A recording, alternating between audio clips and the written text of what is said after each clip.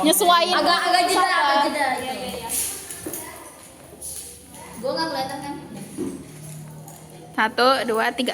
Assalamualaikum warahmatullahi wabarakatuh. Selamat siang semuanya. Saya Redi Nazaria sebagai mahasiswa akan menyampaikan materi tentang klasifikasi makhluk hidup oleh Cavalier Smith. Selanjutnya, untuk biografi Cavalier Smith dan kingdom yang telah diklasifikasikan akan dibacakan oleh saya sendiri. Yang pertama, biografi. Thomas atau Tom Cavalier Smith lahir pada 21 Oktober 1942 dan wafat pada 19 Maret 2021. Adalah seorang profesor biologi evolusi di Departemen Geologi di Universitas Oxford. Penelitiannya telah menghasilkan penemuan sejumlah organisme uniseluler, protista, dan memajukan berbagai kelompok taksonomi utama seperti Mollusca, Chromatophyta, Ophistophorida, Rhizalia, dan Excavata. Ia dikenal karena sistem klasifikasi semua organisme. Pada tahun 1999, ia bergabung dengan Universitas Oxford menjadi profesor biologi evolusi pada tahun 2000. Sistem klasifikasi 6 kingdom 1998. Tahun 1998, Cavalier Smith mempublikasikan sistem klasifikasi 6 kingdom.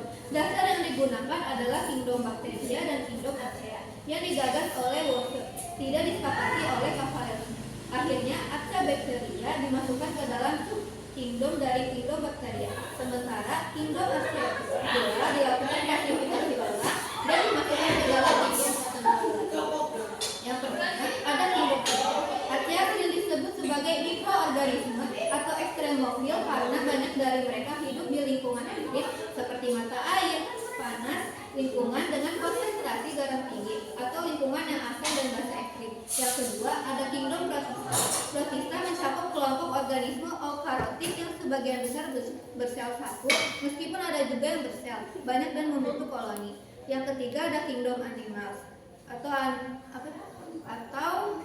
kingdom hewan. Kelompok organisme eukariotik yang sebagian besar bersifat multiseluler, heterotrof, dan memiliki kemampuan untuk bergerak pada tahap tertentu dalam hidupnya.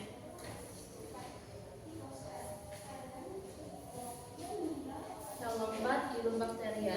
Kingdom bakteria tidak memiliki inti sel yang dikelilingi oleh membran dan termasuk kelompok organisme yang sangat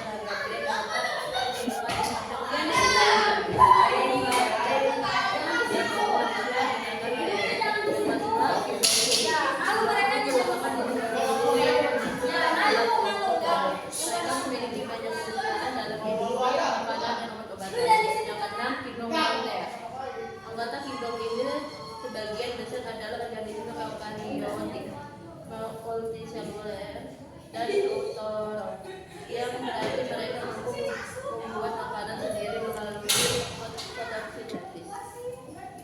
Dasar-dasar klasifikasi makhluk hidup berdasarkan kesamaan dan ciri-ciri. Monyet. Yang pertama, monyet berkembang biak dengan cara vivipan atau melahirkan. Kedua, monyet merupakan organisme. Ketiga, habitat monyet berada di darat banyak terdapat di hutan. Keempat, memiliki ekor panjang. Yang pertama, kera berkembang biak dengan cara vivipan atau melahirkan. Yang kedua,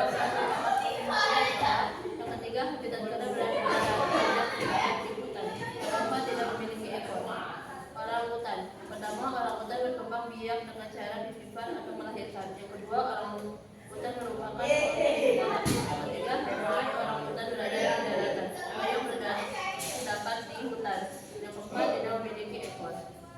Berdasarkan morfologi dan anatomi, pohon mangga. 1. Terdiri dari akar, batang, daun, bunga, buah mangga, biji. 2. Memiliki akar tunggal. 3. Terdapat biji berukuran 4-7 cm. 5. Termasuk tumbuhan nikotin. Tanaman anggrek terdiri dari akar, batang, daun, bunga. Memiliki daun yang berbentuk oval berakar serabut, termasuk tumbuhan monokotil. Berdasarkan ukuran, cara hidup dan manfaat. Di sini kelompok kami mengambil beruang kutub dan singa. Beruang kutub jantan memiliki berat antara 400 sampai 600 kg dan kadang-kadang dapat mencapai lebih dari berat tinggi mencapai lebih dari 2,5 meter.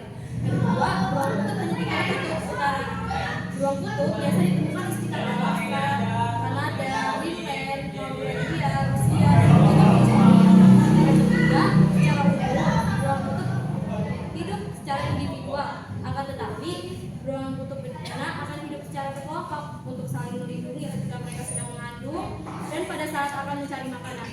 Manfaatnya, mereka juga berfungsi sebagai fisik indikator membantu kita memantau dampak perubahan iklim pada es laut dan kehidupan yang dihidupinya. Yang kedua ada singa, beratnya itu antara 350 hingga 550 ton atau 150 hingga 250 kg. Singa betina sedikit lebih kecil, tumbuh hingga panjang 9 kaki atau 2,7 meter dan beratnya antara 265 dan 335 ton. Yang kedua, singa hidup di berbagai habitat, tetapi lebih suka padang rumput, sabana, semak belukar, lebat, dan hutan terbuka. Yang ketiga, singa dapat bertahan hidup tanpa makanan selama lebih dari seminggu dan kemudian menerkam mangsanya.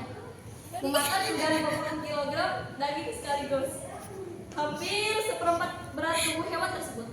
Yang keempat, manfaat singa ini mereka membantu mengendalikan populasi hewan herbivora seperti zebra dan rusa liar, mencegah pengembalaan berlebihan dan degradasi ekosistem. Sekian dari kelompok kami, kurang lebihnya mohon maaf. Assalamualaikum Warahmatullahi wabarakatuh.